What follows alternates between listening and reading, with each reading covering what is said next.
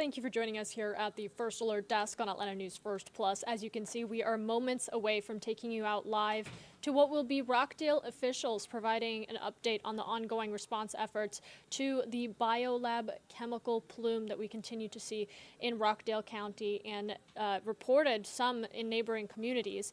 I want to take you through some of the background as we mark over 1 week since last Sunday's explosion. Again, it has been 8 days now since this fire broke out at BioLab facilities in Conyers, and many have been reporting seeing a hazy sky and smelling chemical in the air. Rockdale officials are partnering with other county officials as well as environmental agencies to respond as efficiently as possible. As of this morning, the shelter in place has expired in the county. Our Atlanta News First, Sarah Hammond, takes a look at what the aftermath looks like as we continue to wait for remarks to begin. Some problems going on. 1 week after this chemical plume erupted from the BioLab facility in Conyers, many are still left with questions. Overnight, the thick smoke and smell of chlorine overwhelms parts of the county even days later.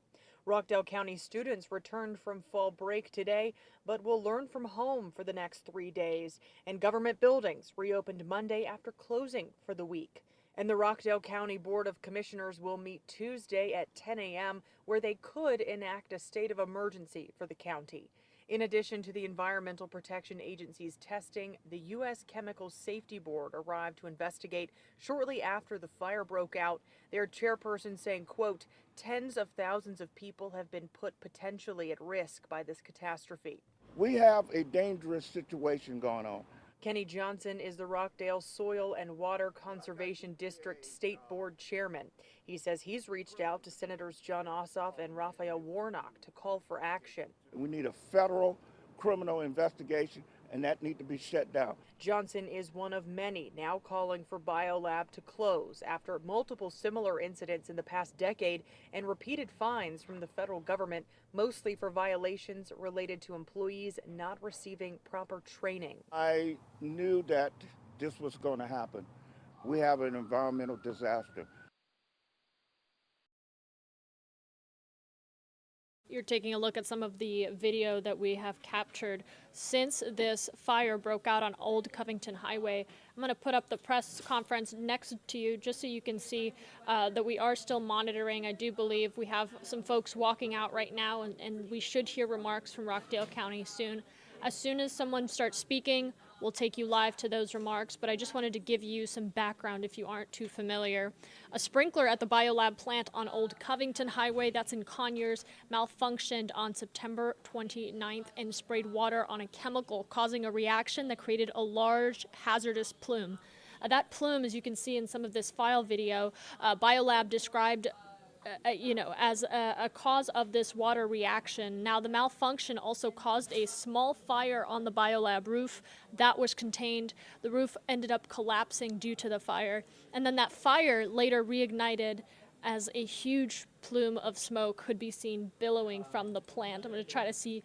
There you go. You can see some of that continuous plume from the BioLab Conyers facility. Again, still waiting to hear remarks from officials. I do believe those are starting here shortly. So we are going to take you to these remarks, and then we will recap everything that was said and the latest information to come out of this.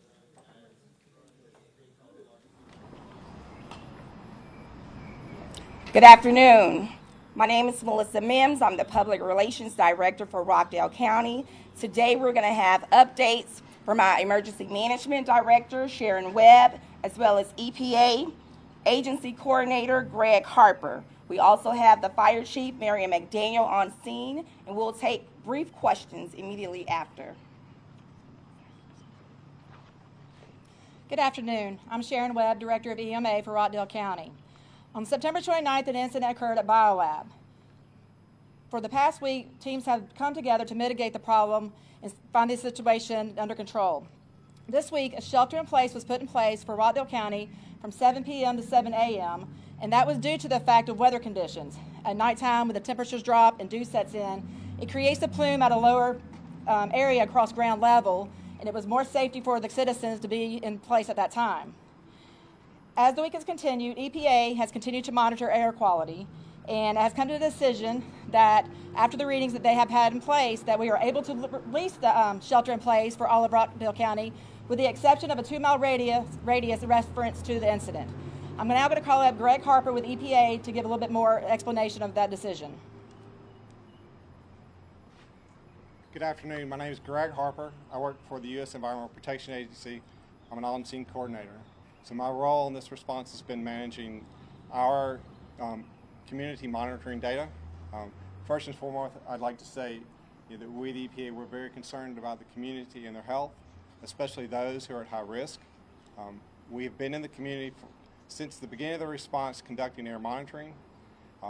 So we support this reduction in shelter in place based on our last 72 hours of air monitoring data that we've collected around the site and throughout the community. So, Questions?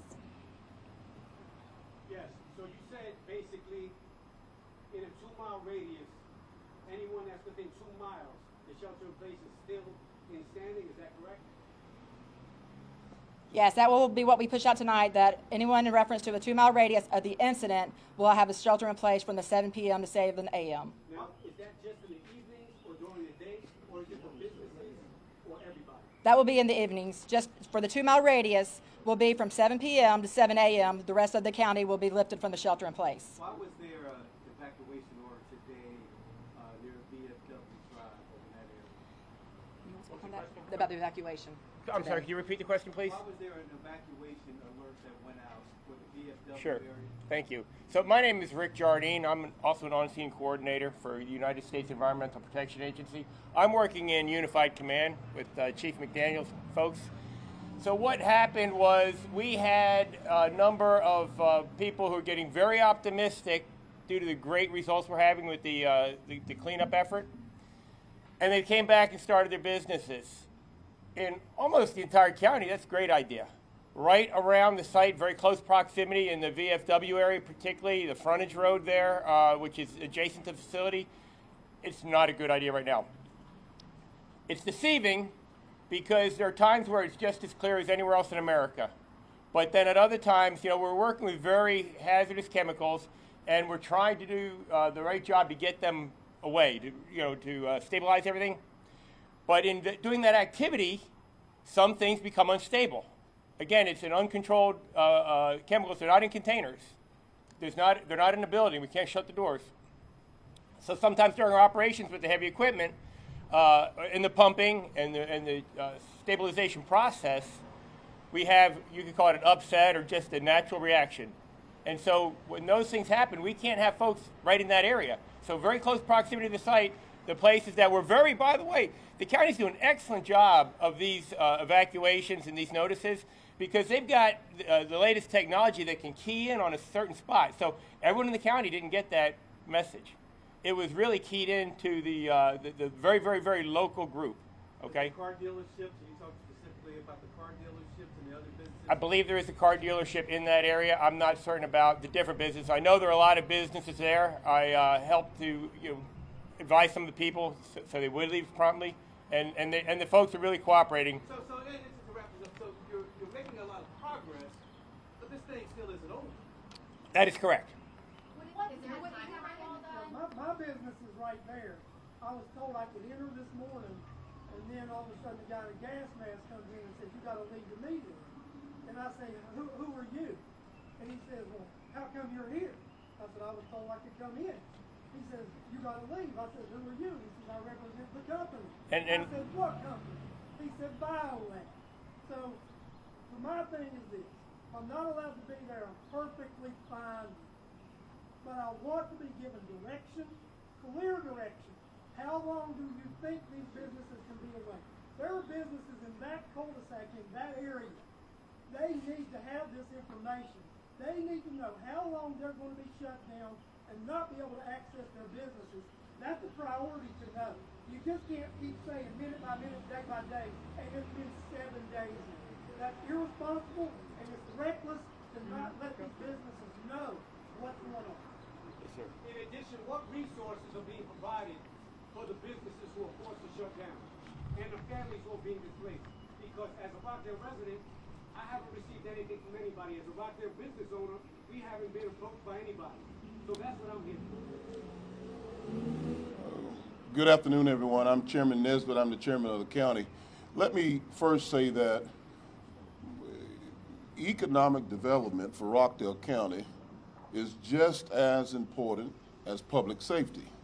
We want all of our businesses, whether they're small business, entrepreneur, business, medium, large-sized business, we want all of our businesses to open up. We need our businesses to get back to normal operations. However, nothing supersedes public safety.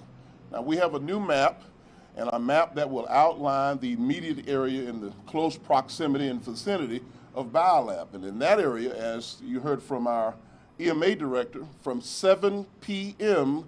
until 7 a.m., we'll be under a shelter in place in that immediate area. If you're being asked to shelter in place, not operate, not open your business, not to go in the close proximity of BioLab, that is for your own public health and your public safety.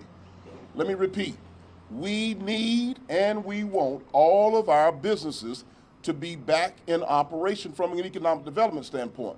But there's nothing more important than public safety. In reference to time and how much more time, all of us in Rockdale County and the city of Conyers, we want this completely resolved and completely behind us. We have crews on the ground at ground zero working tirelessly 24/7 to get this under control. We cannot give you false hope or box us into a certain amount of time. I would love to say that this will be over tomorrow, the next day, but we're not at that point.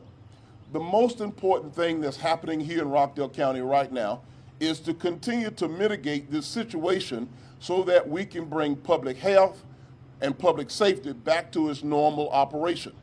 That's what we're trying to do. We still have a crisis, so we're still in the middle of crisis management.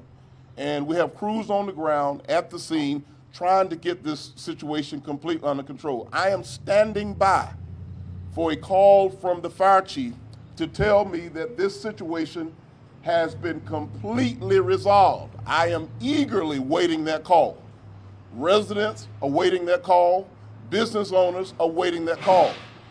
How long we're going to have to wait for that call, we don't know yet. We don't know yet. So we're not going to give you false hope. We're not going to say something that is untrue. What we're trying to do is keep our community safe. And we ask that you be patient with us as we work through this process. Once again, I'm going to step away and let you hear from some more content experts, but I do want to paint this picture very carefully. Initially, we had a fire. The roof collapsed. The walls collapsed. The roof collapsed on chemicals, on product.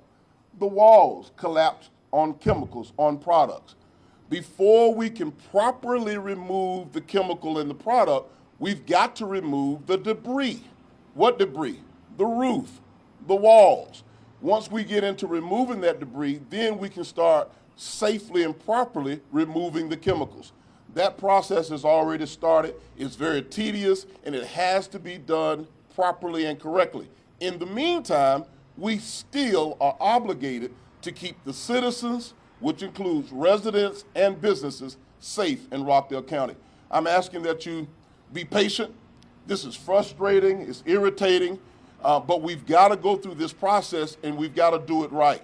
And I think if we give the amount of time that we need, then we can get to the outcome that we're looking for. Yes, sir. Given the time that many people have been unemployed or taking suicide, has the city looked at, or the county looked into how much this is going to cost economically as far as loss in wages and etc.? So the county doesn't have a number at this time in terms of what this overall costs, whether it's costing people to close up their businesses. We don't have that number at this time. I think it's too premature to come up with that number because this situation is still ongoing. I will tell you that the folks at BioLab is creating a community liaison that will be able to respond to those inquiries and questions about businesses being closed, people sheltering in place. They're putting together their own separate independent response that has nothing to do with Rockdale County at all. But the county does not have any numbers at this point. Once again, the county, Rockdale County, our primary focus is on public health, public safety. Once we get this situation completely resolved, we will begin to entertain other thoughts and where do we go from there. But right now, we're still in crisis management. The number one goal is to get this completely resolved before we move to the next phase. Yes, ma'am. For the businesses that are currently right in the proximity of BioLab, currently are they supposed to be shut until further notice, or because I understand the shelter in place is from 7 p.m. to 7 a.m., but it sounds like some of them should not be currently operating either. Yes, ma'am, that's correct. Businesses that are located on Black Lawn, as well as Olympic Court and VFW and Dogwood West, going to past BioLab, all those are closed indefinitely until we can resolve the situation.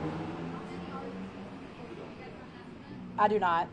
So can you speak to the dangers in that 2-mile zone? Say I venture out at 7:01 p.m. before 6:59 a.m. What are the risks to me as a person? That's a very good question, and let me tell you, I would suggest that people use a common sense response to that. You just said at 6:59 and that the shelter in place goes in from 7 p.m. to 7 a.m. If you're leaving your door at 6:59, that's 1 minute until it changes to 7 p.m. The common sense in that is that you stay in, because well, the risk is the fact that we put in a shelter in place from 7 p.m. to 7 a.m. Again, you using your example from 6:59, then you should stay in. Any other questions? Yes, ma'am. Some residents have reported finding debris in their yard. Is that something they should be concerned about? What should they do with that? BioLab has put together a debris response team. They should contact BioLab, and BioLab, in fact, BioLab has already dispatched and deployed some of those responders out to safely pick up and remove some of the debris. I've had certain numbers of our residents to text me directly, and I sent them straight to BioLab. Those residents text me back and said, "Thank you, Mr. Chairman." BioLab immediately sent over a representative, and they removed the debris. So that is being handled through BioLab, and they've been responsive in that regard. I know you're unsure of the risks within that 2-mile radius. I'm sorry, ma'am. Please repeat your question. What kind of testing are you all doing right now, and what exactly are you testing for with the air quality and the debris? Thank you. EPA, can you speak to that? Okay, so specifically in the air, we're monitoring for chlorine and hydrochloric acid. And are you guys looking into the debris at all? So the debris is an issue that BioLab is addressing, and you'll have to ask them. So the EPA isn't testing any of the debris, or? I'll turn that over to operations. Ingesting that particular chemical, and what should residents do in order to seek medical attention if they experience some of those side effects? Can you go with the first question about the debris? That's what I'd like to answer first. So when we're discussing the debris on site is one issue entirely. It's all going to be addressed. The debris that's gone off site is another issue. The debris that's gone off site are burnt remnants of the roofing installation. This is styrofoam that's blown in a track along where the plume was going back on day one, back Sunday, 2 Sundays ago. We are looking at that data, and the data that we're looking for asbestos, because asbestos is often in roofing material. That would be the most hazardous thing we could think of. There's no chlorine on it. So the sampling has shown that it's asbestos-free. There's no asbestos. They've also checked for metals and what we call semi-volatile organic compounds, all below concern levels, totally below concern levels. If it was my yard and it was in my way, I'd either blow it off with the leaf blower, or I'd put on gloves. You know, just like during COVID, everyone had gloves. I'd put on gloves, put it in a trash bag, tie it up, put it out with the trash. It's innate, inorganic. I mean, it's not. I should say inorganic. It's not contaminated debris. It's not dangerous in any way. However, BioLab has offered to go get that material. If they haven't published a website yet, they will very soon. They've already begun to do it, like Commissioner Nesbitt already described. They've done all the right-of-ways around there, but they can't go on private property without permission, okay? So they're waiting to set that system up. They're going to have an email. I believe they've already established that. I don't have that information to give you right now. We can provide that later. But they are willing to and happy, I shouldn't say happy, they're willing, absolutely willing to go and get that from the individual properties. They need permission. Thank you. We can't answer that. So I want to respond to the question about the health concerns. I think the gentleman had a very valid question. So all of the precautions that we're taking in Rockdale County, as you heard me say earlier, right next to public safety is economic development. But the shelter in place from 7 p.m. to 7 a.m. is so that we can continue to take care of the people in Rockdale County. If someone is experiencing a respiratory condition, if there's an emergency with a respiratory condition, if they're asthmatic, COPD, any type of lung or respiratory problems, just in any normal situation, if they feel the need to dial 911 and get an ambulance, that's exactly what they should do. If they're in a condition where they think they can take themselves to the local emergency room, that's exactly what they should do. If they live in that immediate area, they should follow the 7 p.m. to 7 a.m. shelter in place. That's a part of our goal, to keep the immediate area as safe and healthy as possible. So that's an encouragement that if you know of people with respiratory issues, again, we strongly encourage that you shelter in place between 7 p.m. and 8 a.m. and 7 a.m. If you have a respiratory situation going on personally, then you really don't need to be nowhere near this activity. All of what we continue to say is to keep the county safe. All of what we're doing is continue to work through this process at ground zero to make sure that we can mitigate this process and get to a point of resolution where we can get reports back from the fire department, EMA, and EPD and EPA and all of our partners that this problem is resolved. We do not have a time frame. We want this gone. We want this over as soon as we can. However, it is a process. So night and day, all night and day, our teams are working. We want to get Rockdale County back to normal operation, but we got to stay safe. And we're asking folks to please be patient with us.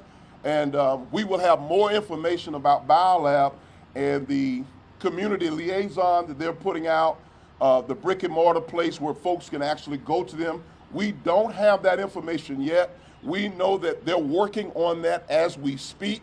As soon as we get it, as soon as we receive it, we're going to advertise it. We're going to send it out to all of our media outlets so that you can put it out on our behalf and share with the community where they can go, what number they can call, what resources they can get from BioLab. With the reduction in the shelter-in-place region, is there hope that in-person learning will start on Thursday as planned? Let me tell you about how this has impacted our local schools. Yes, we're on virtual learning all the way to Wednesday. Our young people should be back in a robust environment, in an educational environment where they can participate in school activities in a normal setting.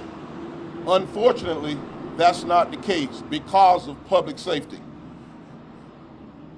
It is our greatest desire that our young people, and we'll be able to open the schools back up in the coming weeks, in the coming days, as soon as it is safe. As soon as it's safe to bring our young people back into an educational environment with their activities like they would normally do. But to keep our young people safe, faculty, staff, parents, school bus drivers, and everybody associated with public education, schools have made the decision to go to virtual learning until Wednesday. If that changes, that will be made by the Board of Education of Rockdale County. So why is it too dangerous for the kids? Last question. Last question. Well, look, yes, I can answer that. Look, I can answer that, absolutely. So you asked, why is it more dangerous for the kids than it is for the general public? I don't think it's more dangerous.